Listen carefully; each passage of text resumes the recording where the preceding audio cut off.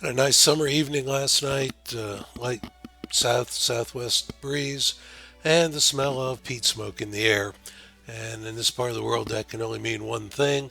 And indeed, North Carolina has about a 2,000 acre wildfire down in Hyde County that has gone into the ground. And by that I mean has engaged the organic layer, and that is something that hasn't happened in this part of the world for about 10 years now.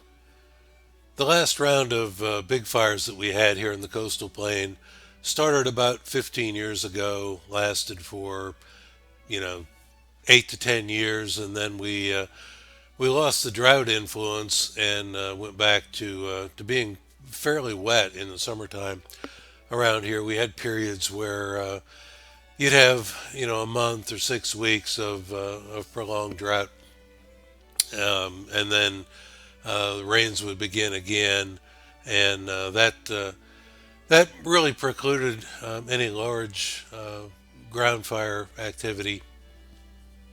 This year, 2022, we have trended dry.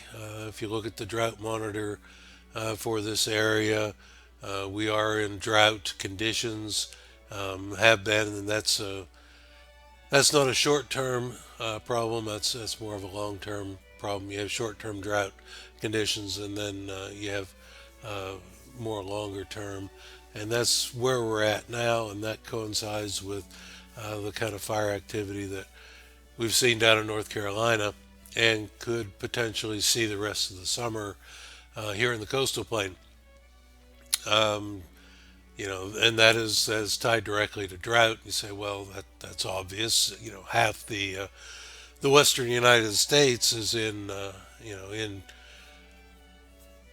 moderate to severe drought, some extreme drought, and they're having very severe wildfire seasons have the last couple of years. So obviously, droughts tied to that. It's a little different in this part of the world, though, because where severe drought out west really affects the above ground fuels, the vegetation. In this part of the world, drought also influences the organic layer, and fire will go down into the ground as well as burn the surface vegetation. Uh, Drought also influences the vegetation, the Pocosin areas of the coastal plain, by prolonging and stressing the above ground vegetation that under normal moisture regimes won't burn very well at mid June into the summer months, are fully flushed with green up. Extended drought coming into the summer also means that this vegetation is stressed out, and it'll burn later into the year than it normally would. One of the important things to remember about these kinds of fires are they're typically two-phased events. A small fire will not go very far and will just burn a hole in the ground.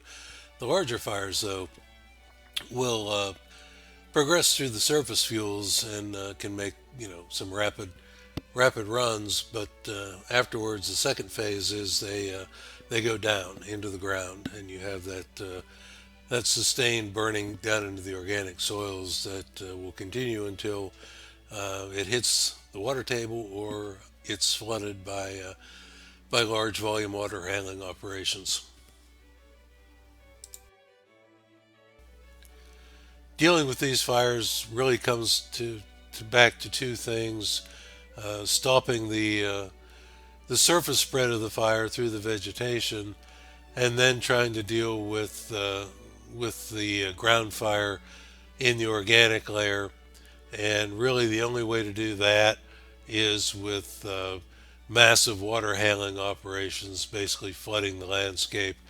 Luckily, most areas you can do that simply because the areas have been so subdivided with ditching and draining and road networks that you can set up a pumping operation In some areas you can't.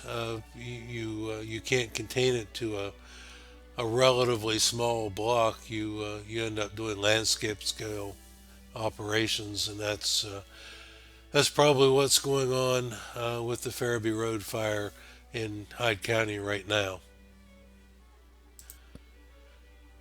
My experience with this sort of thing comes from being the fire management officer at Great Dismal Swamp since 2002, and during that time, until I retired in 2017, was right in that period where we had a building fire regime, smaller fires in 2002, 2003 was a wet year.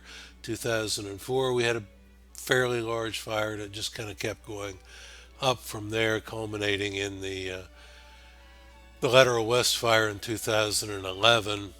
These were the longest duration, most expensive fires in state history, and certainly in the regional Fish and Wildlife regional history.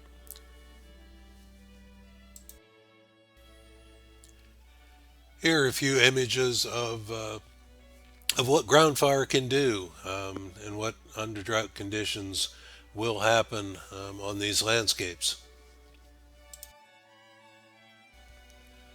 So we're at the end of June now, and we're just going to have to see where this goes for the rest of the summer. The Lateral West fire actually started in early mid-August, so we're far from out of the running for more wildfire activity here in the coastal plain. Just kind of really depends on lightning activity for fire starts and for the continuation of these drought conditions.